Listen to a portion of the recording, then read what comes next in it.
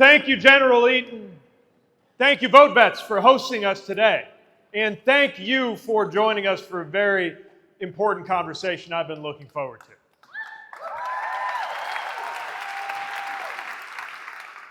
To the many people here who wore the uniform of this nation, thank you for your service.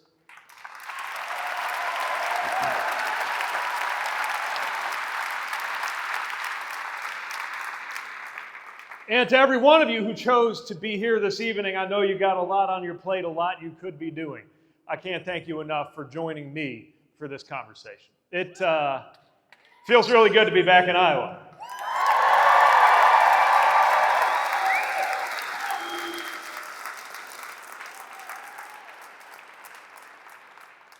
Anyone can come to Iowa just before an election's coming up. I wanted to make sure I had a chance to talk with the people I got to know 5 or 6 years ago and people I'm seeing for the very first time.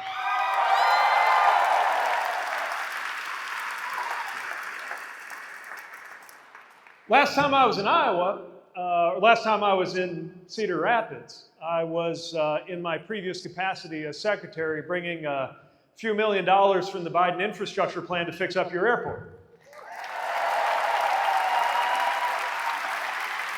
So it felt really good to step off that plane yesterday and have a look around at that terminal. That's coming along nicely. Nice job with that. It's got that new terminal smell that only a former transportation secretary can love. And the last time I was here before that, I was sort of winning the Iowa caucus. So that was fun.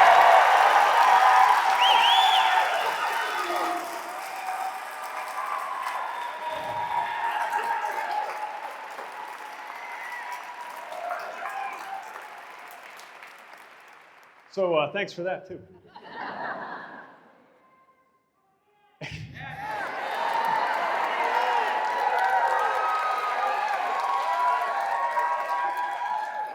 So, you come to a place you haven't been to in a little while, and your mind goes to everything that's the same and everything that's changed. And a lot's changed. When I was running around here 5 or 6 years ago introducing myself, I was before COVID. It was before ChatGPT. It was before Chasten and I became parents to an incredible son and daughter, Gus and Penelope, our twins who came into our lives and changed everything.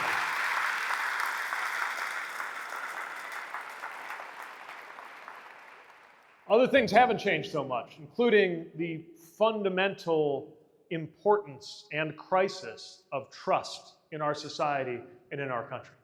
I believe it's never been more important. 5 years ago, I wrote a whole book about trust, and I think it's even more important now than it was then.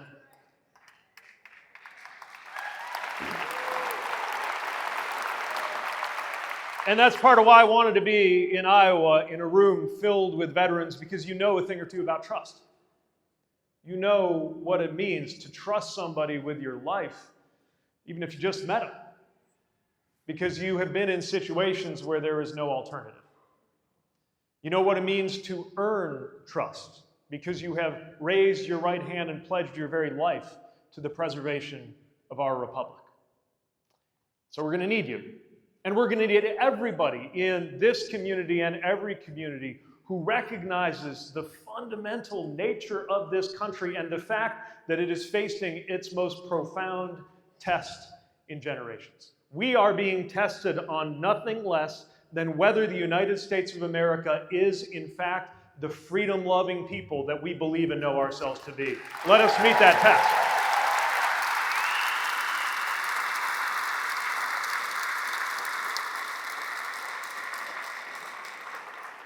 Let me be clear, that is not an academic concern. It's one that comes into our everyday lives. Because if this is a country where the government, the head of the government, or very wealthy men who advise and or instruct the head of our government with no accountability, that means that if you're a farmer caught up in a useless trade war, the answer is too bad. If you're a small business owner who doesn't even know what you can order or what you're going to be charging, The answer is, we don't really have to answer to you. If you're one of the 10 million Americans who we just learned stand to be kicked off of Medicaid if this Republican budget goes through Congress, the answer is go pound sand. That is unacceptable in a democracy. So this is an immediate concern, not a theoretical one. But I wouldn't be here if I didn't believe that America will meet that test and show itself to be that freedom-loving people and stand up, not just for some lofty principle, but most importantly, as every veteran knows how to do, stand up for each other, which is what I saw every day I came to Iowa.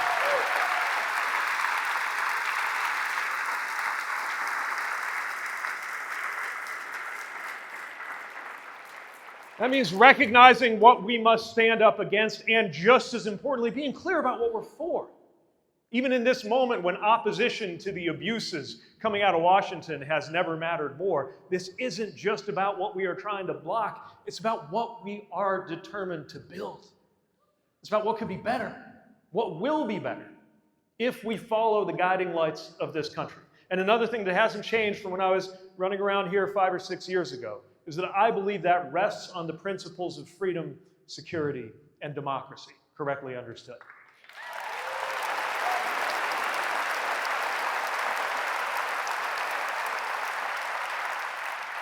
And yeah, freedom means freedom from overbearing government, something we should be able to join hands, progressives, conservatives, libertarians, at a moment when the President of the United States thinks he can send you to another country or shut down the broadcast license of a TV station if he doesn't like what it has to say. That is not freedom.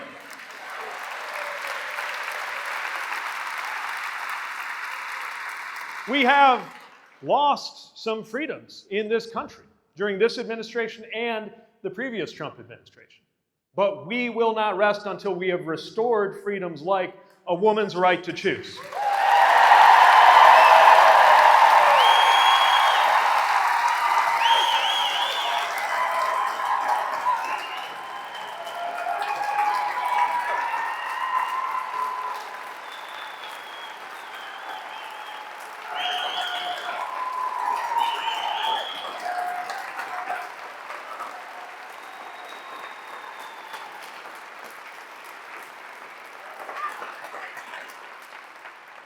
We have grown less secure as a country. There is no doubt about it. If the leader of the United States of America, the most powerful member of the human species, is considering taking a $400 million jumbo jet as a gift from a foreign government, that makes us less secure.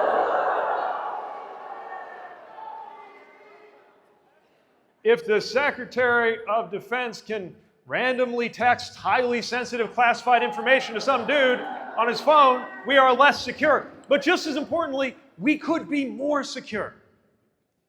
I mean, that's just the bare minimum. We could do so much better. We could be more secure in the face of 21st century threats, from what AI represents to what climate change is doing to us. And we will be more secure if we're the kind of country where, just to take one example, if you wear the uniform and you're ready to put your life on the line for this country, we will honor and respect your service based on your performance, not your gender identity. Let alone try to kick you out over it. We will be more secure when we honor those who serve, no matter who they are or who they love or how they identify.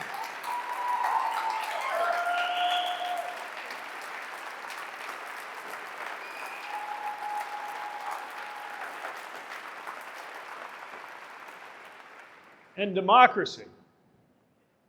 We know what it means to be a better democracy or to have democracy slip through our fingers. We've never been a perfect democracy, but democracy is the most important thing about our country, and our country is the most important democracy in the world. We got to lean into it. So I wouldn't be here if I didn't believe that we could live up to that. That at the end of the day, the vast majority of people in this country understand that what makes America America is that the American people bow to no king.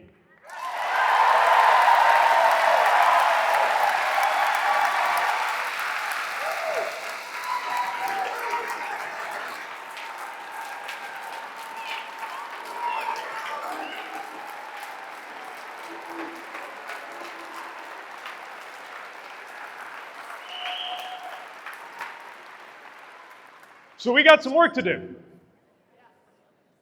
We have to make it clear right now, not waiting for some campaign cycle to play out, but right now, every day, talking to friends, and this is hard, talking to neighbors, talking to that uncle, who we really do love.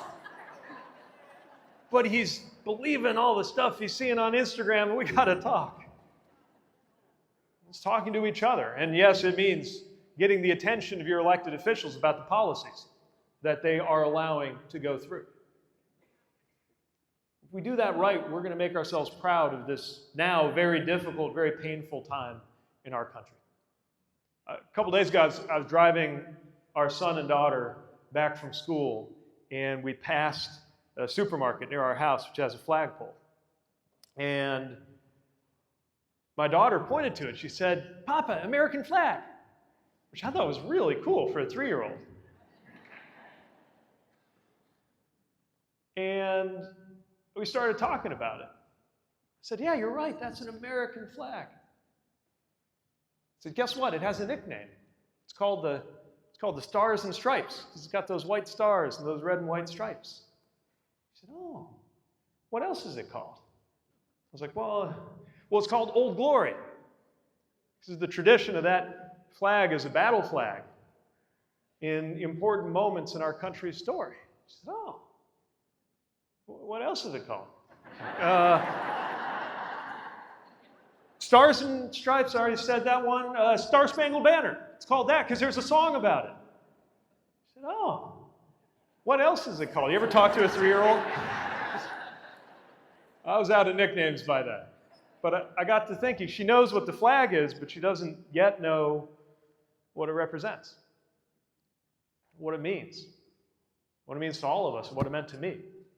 When she and her brother are old enough, I'm going to tell them. I'm going to tell them what it was like to salute that flag. I'm going to tell them what it was like to have that flag velcroed to my shoulder when we got into a vehicle to go outside the wire in Afghanistan.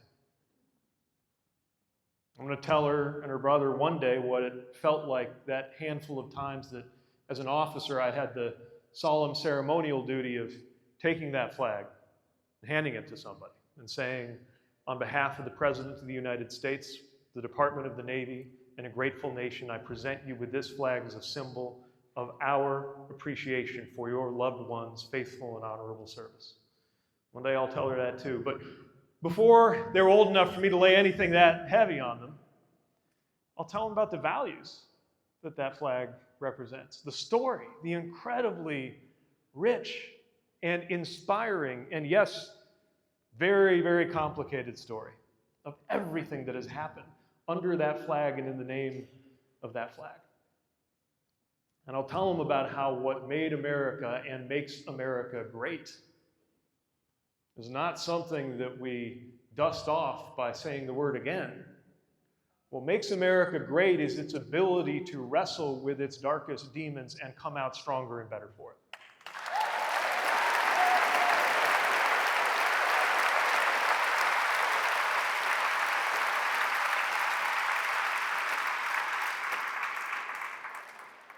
But that doesn't just happen. These times are painful, they are complicated, but so is every period of history that has ever inspired us. Every person we have ever been inspired by. They didn't do the things that made them inspiring on a perfectly calm, clear day. They did it in the face of headwinds. They did it in the face of pain. They did it in incredibly unstable and difficult moments. And so we're living in one of those. And that's not a fun thing. But in a strange way, it's a kind of a privilege. Because there will be no question that we, American citizens, in this moment, we're living in a time of enormous importance. That we would do our part to make sure that that flag and everything that is done in its name lives up to its promise.